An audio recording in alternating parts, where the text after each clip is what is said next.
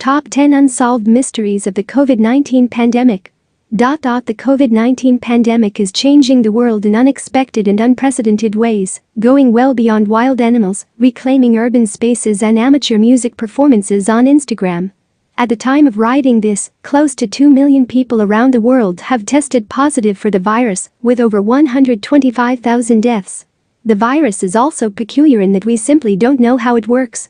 It's one of those things where the real and responsible experts tell you that they don't know for sure, as there are still huge gaps between how we expect the virus to behave and what we're witnessing among the patients on the ground. Number 10. Why are young, fit people dying too? One of the most concerning parts of the pandemic is the disproportionately high rate of fatalities among the elderly. This allows the virus to spread virtually undetected among younger, less vulnerable parts of the population. You may think that's a good thing, but it's not. SARS-CoV-2 can lie undetected and spread far and wide until it reaches the older hosts and wreaks havoc on them. If the symptoms were a bit more severe and detectable in their early stages, the virus would have had a far harder time reaching its older targets. That doesn't mean that the younger people are immune, though, as quite a few of them have died from the virus, too. It's something we don't yet completely comprehend, as according to our current understanding of the pandemic, relatively fit and younger folks should not be developing the more serious symptoms. It's a big part of the larger question of how the virus affects different people in so many different ways, and answering it is crucial to preventing future potentially deadlier outbreaks. Number 9. Can we infect animals? Among wild animals, a tiger at Bronx Zoo was recently diagnosed with the COVID-19 strain, along with several others starting to show similar symptoms. While it's hardly the only case of its kind, all of the other cases of human-to-animal transmission involve household pets. This is the first instance of the SARS-CoV-2 strain infecting wild animals, and no one is sure how. Our best guess is that it came from one of the infected zoo workers without any symptoms. If that's the case, it should have passed on to other animals, too. No other animal, not even the other big cats, have shown any symptoms yet, so it's possible that it just affects tigers for some reason. Number 8. We still don't understand its biology. It's true that the COVID-19 outbreak has disproportionately affected the first world, meaning that some of the world's best healthcare experts are currently hard at work trying to understand how it works. Worryingly, though, that hasn't meant much, as the SARS-CoV-2 strain has proven to be far more difficult to understand than we ever imagined. At the heart of the problem lies the big question about the fundamental biological structure of the virus. While we do know that it's shaped like a spiky ball with the spikes meant to break into living tissue, exactly how that translates into the unrealistically high rate of its spread remains a mystery. Like many other relatively harmless viruses, including other coronavirus strains, have the capability to do that, too. We simply don't know what it is about the SARS family of coronaviruses that makes them so deadly to humans, or even, as we'll come to in a bit, how it learned to affect humans at all. Number 7. Its evolution in humans is still poorly understood. The biology of the virus may help us better understand its effects, though there's still the question of exactly how the SARS-CoV-2 strain learned to infect humans at all. While we're no strangers to coronaviruses infecting people, they've always needed some time to mutate and learn to infect new hosts. The last SARS strain, also called SARS Classic, needed some time to mutate in the human body before causing any real damage. The current virus, however, seemingly knew how to infect and kill from the get-go, as it hasn't changed in any considerable way since the start of the pandemic. Number 6.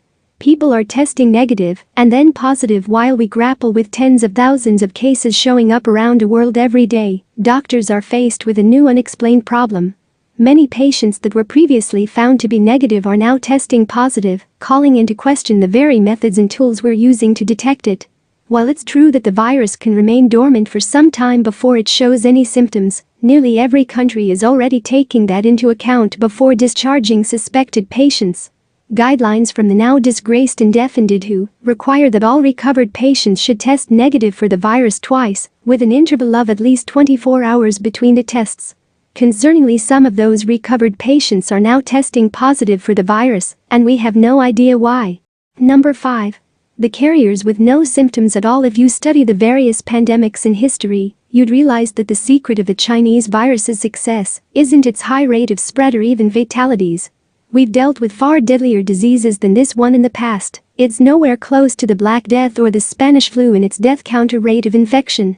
It is, however, different in one way. Infected people could go about their lives with mild or even no symptoms at all, helping it reach even more people than any of those diseases ever could. It creates, in effect, a society full of typhoid Marys, or perhaps more fittingly for our time, coronavirus Karens. What scientists don't know, though, is how many of these cases are out there. At this point, it's clear that known infections or popular hotspots can't be solely responsible for the deluge of cases pouring in by the minute. While there have been many cases wherein patients with mild or no symptoms were tested positive for the virus, those are only the ones we were able to test. People with a runny nose or cough tend to not think of it as a big deal, and according to many doctors and scientists, they may be the primary reason behind the mind-bogglingly rapid spread of the virus. Number 4. Why are children so good at fighting it? It's no breaking news that the novel coronavirus strain affects everyone differently. The number of fatalities is way higher for the relatively older people, which is popularly explained by their weakened immunity. That sounds like an intuitive explanation, though not if you consider that the virus is virtually ineffective on children. Compared to adult fatalities, the number of fatalities among children has been thankfully almost negligible. While it's definitely great news, it's also inexplicable, as kids these days are hardly known for their high immunity to viruses or fitness.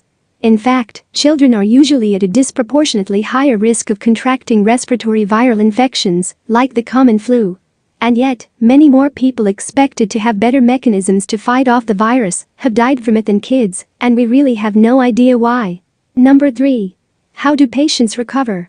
At this point, we have a fairly good idea about how the novel coronavirus kills its victims, even if many of the conditions leading up to that point are still shrouded in mystery.